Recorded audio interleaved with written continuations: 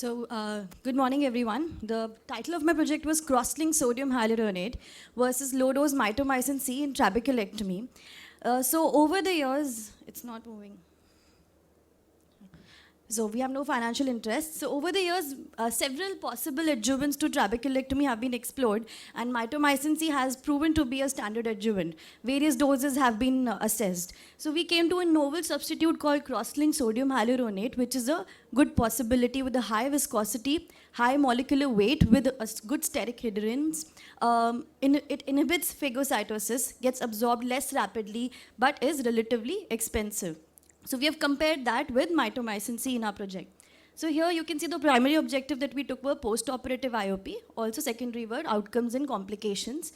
The 60 eyes of 51 patients were assessed in both the categories. Considering the inclusion and exclusion criteria of individuals taken more than 18 and whoever required surgical management after maximal medical management were taken with a good preoperative analysis were categorized into two groups. Group A with absorbable biosynthetic sodium hyaluronate scleral implant versus group B. Here we took the mitomycin C dosage as 0.1 milligram per ml. We observed that most of the patients were in the category of 61 to 70 years, and 1.72:1 was the male to female ratio, and mostly the patients were primary open angle glaucoma. And here we saw that in both the groups, the preoperative IOP was nearly equal, that is 23 to 25. But on day one, the IOP reduction was 30% in cross-linked sodium hyaluronate, whereas in the other it was 44. This could be due to the possibility of remnant viscoelastic in the AC for 1 week. So by 1 week it normalized, and by 6 months it remained the same in both the groups at 53% reduction. We could see very well formed 25% central bleb area, 25% of a peripheral bleb area in most of the cases, with a moderately elevated bleb and good normal vascularity, which was equal in both the groups.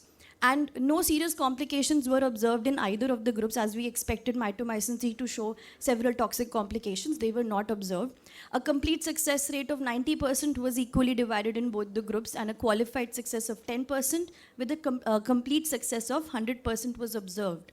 Several studies have been done before in other countries. However, this is the first of its kind being conducted in India.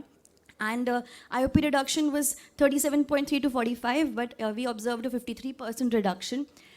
Deep sclerostomy has been done before with cross-linked sodium hyaluronate. They also observed that initially the IOP peak was high. And they all have been previously, it has been seen in well visualized diffuse blebs have been observed, but we did not observe any of the serious complications associated with mitomycin C, as I've mentioned before. Success rates were very much similar to the previous studies. So I conclude that both the products, that is cross-linked sodium hyaluronate as well as mitomycin C, a low dosage, are equally safe and efficacious with a clinically significant and similar reduction in IOP and a good bleb morphology. So sodium hyaluronate prevents a post-operative scarring and fibrosis being inert at the site of filtration and helps in maintaining its function. And so I recommend that absorbable biosynthetic sodium hyaluronate scleral implant is a novel substitute, and so we can avoid the toxic complications of mitomycin C as have been observed in other studies. The limitation for my study was that the sample size is 60. However, it is the highest till now, but a bigger sample size can be taken and a longer follow-up is recommended. Thank you.